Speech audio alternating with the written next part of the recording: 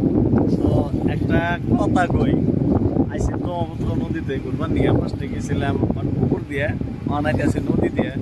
তো যেটা বাতাস পাইতেছি, বাতাসে এটা ফিল হইতেছে যে আমরা যে এই যে মানুষের দুর্বল হইলে ফার্মাসিতে যাই, যাই না যে কই যে শরীর দুর্বল, ভাল লাগে না, একটা ভিটামিনের বোতল দাও। তো আমরা কি করি, নর্মালি ব্যবহার নাই বা জিঙ্কো বেড দিয়ে দিই।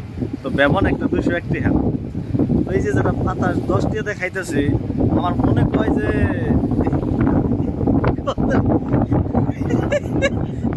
তো দুইটা তিনটে বেবন খাইতে মিনিমাম 600 টাকা গেল। তার এই আধা ঘন্টার এই বাতাসে মনে হয় 1000 টাকার মতো কাম করলো।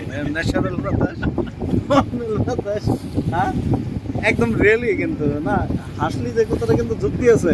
না ঠিকই ঠিকই শরীরের জন্য যেটা ভালো বর্তমান, এই মানুষ দুর্বল হলে খালি কি করে মাল্টিভিটামিন নিয়ে আয় ব্যবহার লাগে। এই যে এরকম করে সকালে ওইটা বাতাস খান, রাস্তাতে ঘুরন, কুতলা কুতরা ঘুরন, খালি পায়ে ঘুরন, তোমার চশমা না গাড়ি অনেক কিছু দিশা পাইতেছি না, রিলসটাই নষ্ট করে দিলি। তো যাই হোক, কিন্তু এটা হাসা কথা। মানে সকালে ওইটা খালি পায়ে হাঁটন, মানে উতলা শরীরে ঘুরন, কিন্তু মানে উতলা শরীর মানে লুঙ্গি গামছা কিভাবে পিনতে নই জানি নাকি, তো ভিতরে আর কি। তো অ্যাকচুয়ালি অনেক সুন্দর হাওয়া, অনেক